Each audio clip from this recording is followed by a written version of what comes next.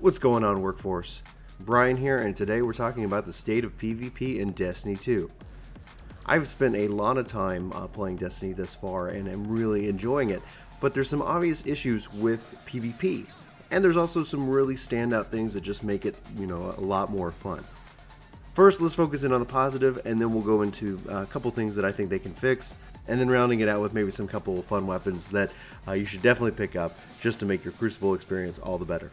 So first up, 4v4, it feels fantastic. I was so excited to hear they announce this. I still think it's a little bit weird that PvE isn't 4v4, but just the fact that PvP is 4v4 is a great benefit to this game. The team takedown, working with the team is hugely important. In fact, if you've never done PvP or you're a little bit nervous about getting into it, I would recommend either equipping a scout or a pulse rifle right now and stick with a buddy. It's always important to stick with a buddy because having that team firing on a target is going to make it a lot easier for you to have success in the Crucible itself. So this will hopefully help you build up confidence, will hopefully help you, learn your skills and learn the maps itself because, I guess if we're going to bounce between positive and negative, the fact is the game launched with no custom games is a huge detriment.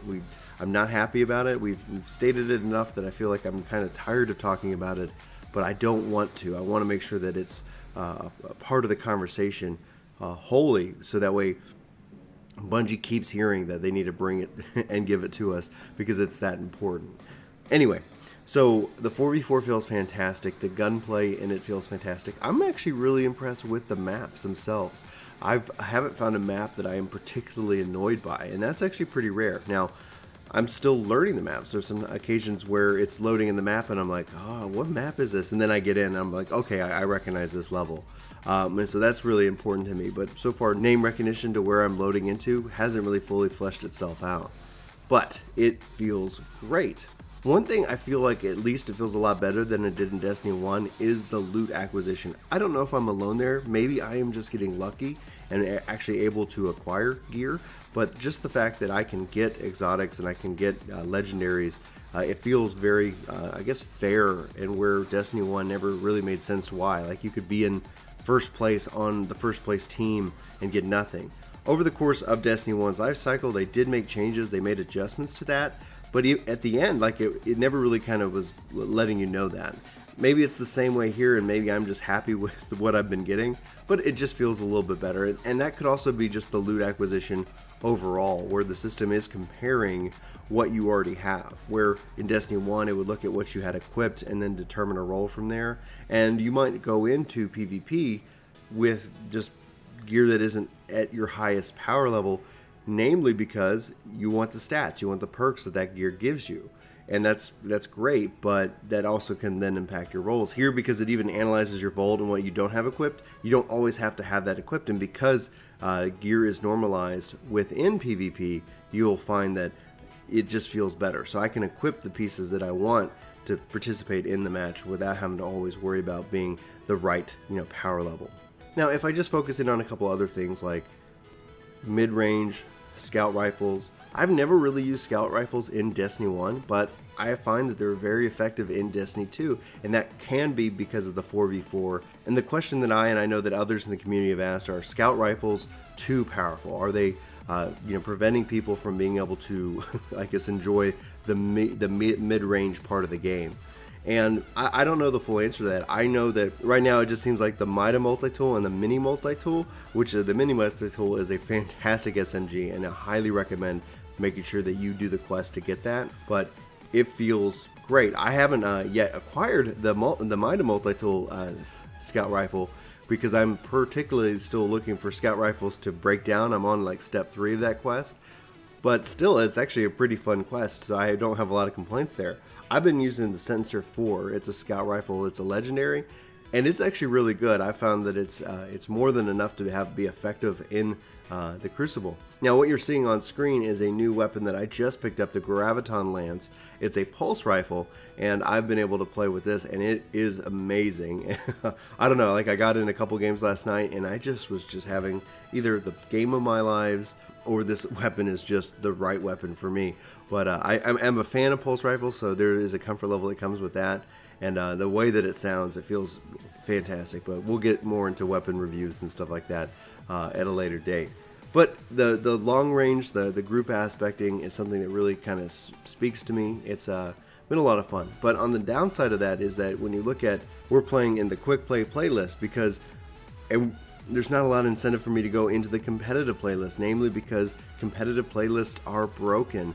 You have a lot of dropped connections. You have a lot of people who are just leaving after like first round losses, whether it was on countdown or survival.